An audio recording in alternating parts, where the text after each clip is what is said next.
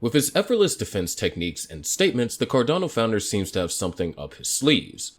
The times Charles Hoskinson has fought back at anyone who tried to belittle Cardano or paint a pessimistic picture about it is fast becoming innumerable. Are his actions really about shielding Cardano from anti-fans, or are there hidden intentions? Charles Hoskinson. The name is rapidly growing more popular than the Cardano ecosystem itself.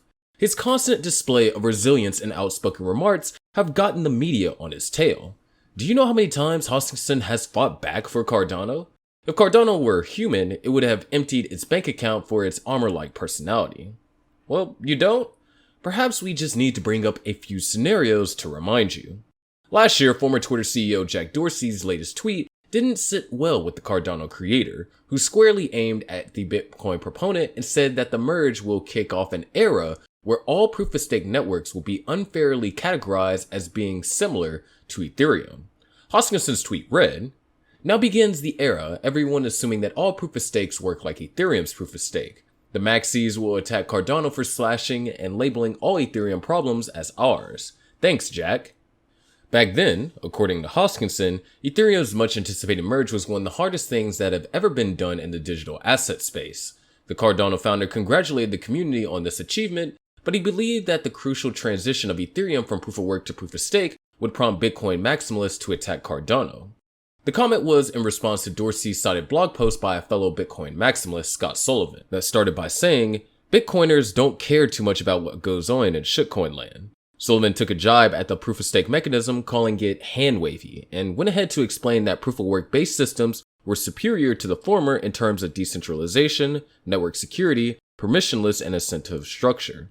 However, Billy Marcus, the co-founder of the OG meme coin, took to Twitter to assure Hoskinson that the majority of users in the space were not aware of the workings behind proof-of-stake and proof-of-work mechanisms, even as many pretend to. Don't worry, there's like 8 people out of the millions of people in cryptocurrency who truly actually understand anything. There are millions of people who pretend to though, he said. And of course, that's just one scenario. So let us show you another one. After facing harsh criticism over what he seemed to be an innocent suggestion of contingent staking to help the cryptocurrency industry meet regulatory requirements amid heightened scrutiny over the sector, Charles Hoskinson hit back at the critics who called the Cardano community a cult. Addressing the attack on his views and the Cardano community as a whole, Hoskinson highlighted that contingent staking was a mere optional hypothetical feature that isn't even at the Cardano improvement proposal stage. He explained this in a tweet posted on February 21st. And the people who hate Cardano call it a cult. Seems pretty grown up to me. CS is an optional hypothetical feature that isn't even at the CIP stage, and we have this rhetoric discounting the last 7 years of my life. It's a bittersweet thing watching an ecosystem grow, he said. It is quite suspicious that Cardano is always attracting a slew of criticisms and rude opinions. Is this just a ploy to get under Charles Hoskinson's skin, or is Cardano worth all the hatred the crypto world has to offer?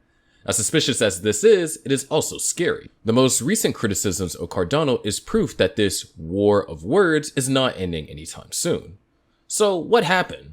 As you all know, the extended UTXO model employed by Cardano extend Bitcoin's UTXO model that aims to support a substantially more expressive form of validation scripts. However, it has gotten on the bad side of some Cardano critics. In a discussion, several critics of Cardano, including Tarun Chitra, the founder and CEO of Gauntlet, and Robert Lesher, founder and CEO of Compound, raised security concerns around EUTXO. The discussion was hosted on the chopping block and centered around the potential vulnerabilities of smart contracts and their susceptibility to attacks by increasingly sophisticated language model learners. And yes, you guessed right, Cardano EUTXO model bore the brunt of the debate as it was argued that it was less secure than other models. Trust Hoskinson not to sit back and watch. He took to Twitter to call out the panelists and their discussion, labeling them as ignorant. One transaction per block because EUTXO is messed up. I love competition that is so ignorant that they don't even know they are lying, he tweeted. In this tweet, Hoskinson seemingly bracketed the panelists as Cardano's competition, but was not prepared to accept the concerns they brought up about his chain security. His response was aimed directly at a conversation around the design choices of Cardano's secure formal verification, which was being dissected by others in the crypto field. But what is it about Cardano's EUTXO that stirs security skepticism? Cardano's EUTXO is similar to traditional UTXO model employed by Bitcoin, which makes users spend unspent transaction outputs rather than account balances. The extension in the EUTXO model is the smart contract capability. This capability is available while offering the security and scalability benefits of the traditional UTXO model. While those called out by Hoskinson explain that this design choice makes Cardano less secure, the founder of the chain and its supporters maintain EUTXO makes Cardano even more secure. Proponents of Cardano claim that EUTXO combines and matures Bitcoin security and Ethereum programmability. Cardano indeed utilizes a Bitcoin-like UTXO model with many benefits and proven advantages, but it generally lacks programmability. However, if Cardano's model is superior to other account-based models as it claims, it could benefit the blockchain ecosystem from now on. Charles Hoskinson once tweeted, "The best part of EUTXO is that it exposes how little some dApp developers know about functional programming." Probably there's nothing wrong with Cardano's EUTXO. But why? The concerns, of course, are coming from die-hard critics of Cardano, and they could be hinged on unnecessary emotions or perspectives about the smart contract platform. Tron tweeted in February, OH crypto event, Cosmos has an amazing mindshare to TVL ratio. A user commented, referring to Cardano ADA, "My immediate thought, more than Cardano? Sorry not sorry." Can you see that? The intended meaning is quite evident. Without making justifications from an emotional standpoint, it's safe to question whether Cardano is really less secure. According to its track records, Cardano seems to be a solution provider. Is it capable of letting some security concerns skip under its nose, though? In 2020, the Cardano founder provided solutions to Twitter's identity verification problem. He said that public key cryptography could be used to solve the problem that led to the massive hack in history. He explained that the concept of verified tweets would be easy to implement and would not change Twitter's business model and would provide its users with the ultimate control over verifying the content they post. While any blockchain would be used for this purpose, Hoskinson said that IOHK would build this model for Twitter at cost, adding that a working demo could be available in as little as 6 weeks if Twitter's Jack Dorsey was interested in it. Back then, Twitter was faced with a serious problem. Not only did the social media giant see its security shield penetrated, but it also saw the very foundation upon which it based its business model turned upside down. And Hoskinson's suggestion was quite catchy. Recently, the Cardano founder discussed Bitcoin's main problem during an interview with Fox Business's Maria Bartiromo, which was its limited functionality. Hoskinson explained that Bitcoin can only perform a limited set of tasks, such as pushing value around, and its lack of programmability.